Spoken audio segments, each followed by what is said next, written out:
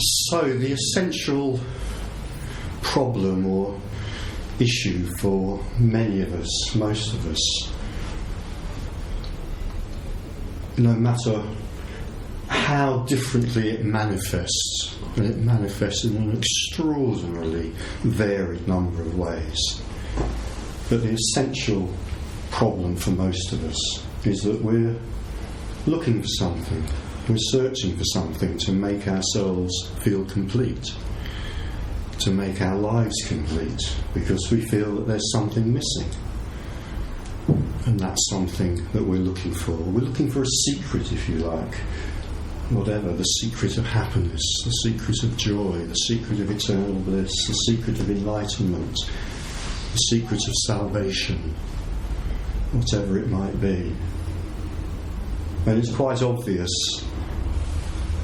probably both from our own experience and certainly just stepping outside the door, outside there and looking around, that we look for this sense of completion, this sense of fullness in an extraordinarily varied number of ways.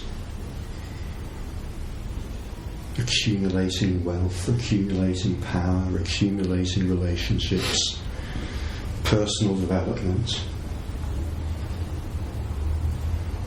following spiritual paths, following religions. There's a very, very powerful sense that there is something missing. Not necessarily all the time. Sometimes life seems to go pretty well. But for every crest of the wave, there seems to be a trough. For every zenith, there's a nadir. And off we go searching again. Try a different spiritual path, or a different wife, or a different husband, or a different job, or a different car. And most of us probably don't formulate this search in terms of thinking we're looking for an answer to a secret, but really that's what's going on. You know, we feel that there is something hidden from us, and if we try hard enough, we can find it. And it's not surprising that we feel that, because it's almost everyone around us is conspiring to support us in that belief, because almost everybody around us thinks the same thing. So we can form great cohorts and groups and clubs and friendships with people who are also convinced that there is a secret, that there's something missing, and that fulfillment can be gained through some kind of activity, some kind of search, which can ultimately be successful.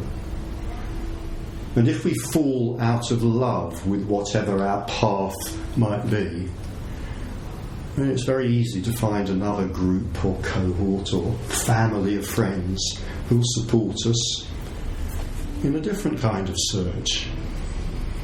You know, so if we're busily searching for happiness through money, we'll probably have other friends who are doing the same thing. If we suddenly wake up one morning and feel this is completely meaningless and empty, I think I'll try Buddhism. And we'll get a group of Buddhist friends. So it's not only not surprising that we do this, it's inevitable. It's like the whole of life is constructed to support us in this belief that we can find completion, we can put an end to our feeling of dissatisfaction. And almost everybody else agrees with us. And then some bugger goes and ruins it by renting a room in Notting Hill Gate and giving talks saying, forget all that. It's hopeless. It's absolutely hopeless.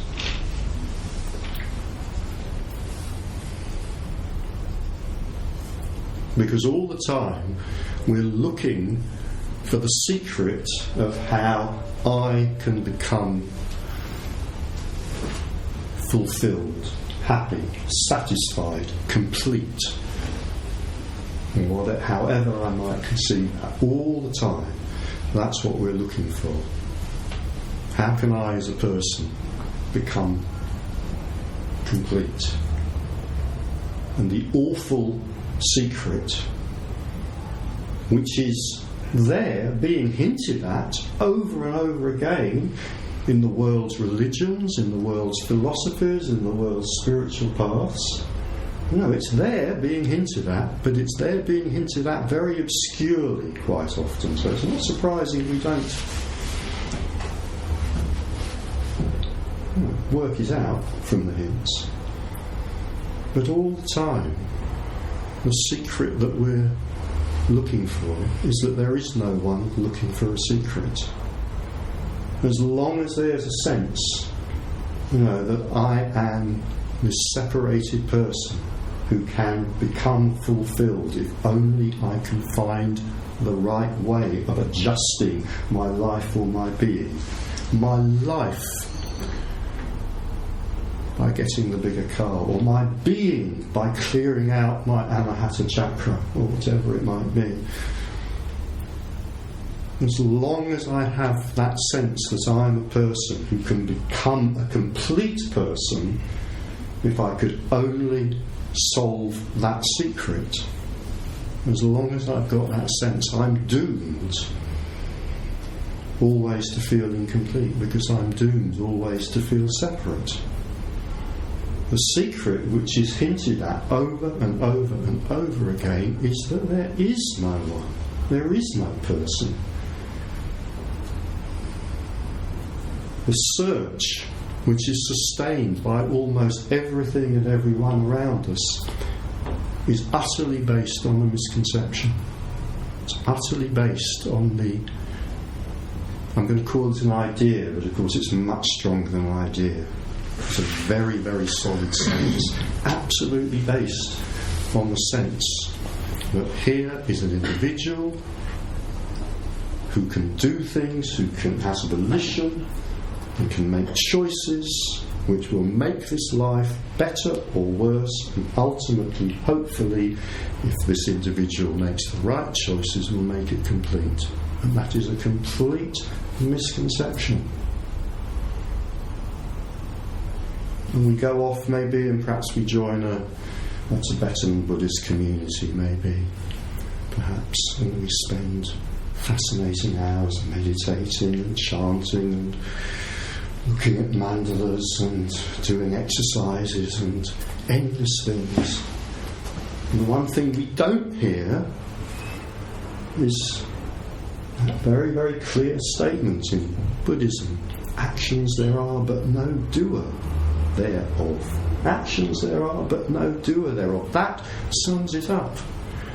You don't need anything more than that. The 4 words, there is no one, sums it up.